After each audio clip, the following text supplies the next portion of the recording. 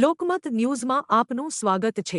વડોદરા મહાનગર ભારતીય જનતા પાર્ટીના અધ્યક્ષ ડોક્ટર જયપ્રકાશભાઈ સોનીજીના સૂચન અને માર્ગદર્શન હેઠળ ભારતીય જનતા મહિલા મોરચા વડોદરા મહાનગર દ્વારા મહિલા સંવાદ કાર્યક્રમનું સફળ આયોજન કરવામાં આવ્યું હતું। કેન્દ્રીય બજેટ 2026-27ના સંદર્ભે આયોજિત આ કાર્યક્રમમાં મુખ્ય વક્તા તરીકે ડોક્ટર સ્મિતાબેન જોશી હાજર રહ્યા હતા। તેમણે બજેટમાં મહિલાઓને લગતી વિવિધ યોજનાઓ, આર્થિક સશક્તિકરણ તેમજ સમાજમાં મહિલાઓની ભૂમિકા અંગે વિસ્તૃત માર્ગદર્શન આપ્યું હતું। આજ રોજ બપોરે 2:30 કલાકે ગોત્રી રોડ સ્થિત શ્રી ભયભંજન હનુમાનજી મંદિર ખાતે યોજાયેલા કાર્યક્રમમાં મહિલા કાર્યકરો સહિત મોટી સંખ્યામાં મહિલાઓ હાજર રહી હતી। કાર્યક્રમ દરમિયાન મહિલાઓ સાથે સંવાદ સાધી સરકારની નીતિઓ અને બજેટના લાભોની માહિતી આપવામાં આવી હતી અને કાર્યક્રમ ઉત્સાહભેર સંપન્ન થયો હતો। હવે સીમાર્ટ બનાવવાની જરૂર છે કે સીમાર્ટ શું છે?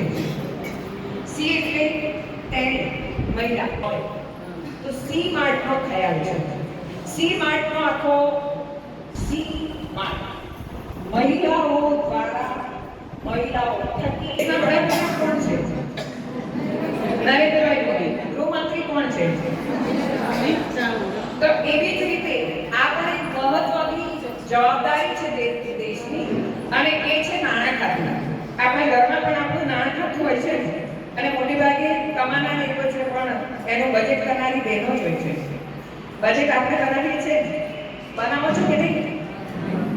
છે ને બજેટ કે આ વખતે લાઈટનું બિલ વધારે આવ્યું છે, હવે આપણે કંઈક આ દિશામાંથી આવક મળે એવું કંઈક કરવું છે, આ પ્રકારનું આપણે બજેટ કરીએ છીએ કે નહીં?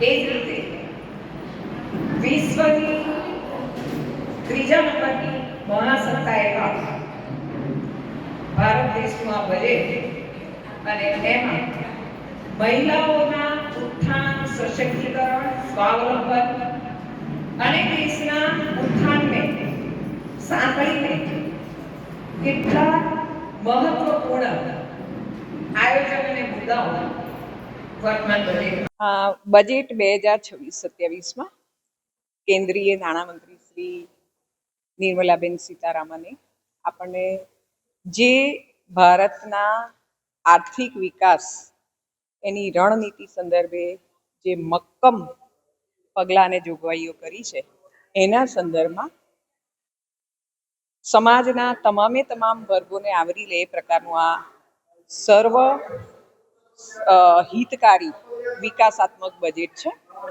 પણ ખાસ કરીને આજે જે મહિલા બેઠક છે એમાં મહિલાઓ માટે શું જોગવાઈઓ કરવામાં આવી છે? જ્યારથી માનનીય વડાપ્રધાન શ્રી નરેન્દ્રભાઈ મોદીએ દેશનું સુકાન સંભાળ્યું છે ત્યારથી મહિલાઓના વિકાસ અને ઉત્થાન અને બહેનો માટે ખૂબ ચિંતિત રહ્યા। એને પરિણામે દેશમાં અત્યારે કરોડોની સંખ્યામાં બહેનો લખપતિ બન્યા છે।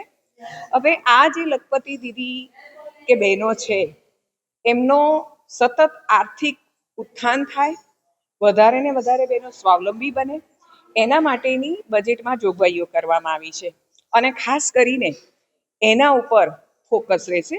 કારણ કે બજેટમાં કરવામાં આવેલી જોગવાઈઓ એના વિશે મોટાભાગની બહેનો એ જાગૃત કે પરિચિત નથી હોતી।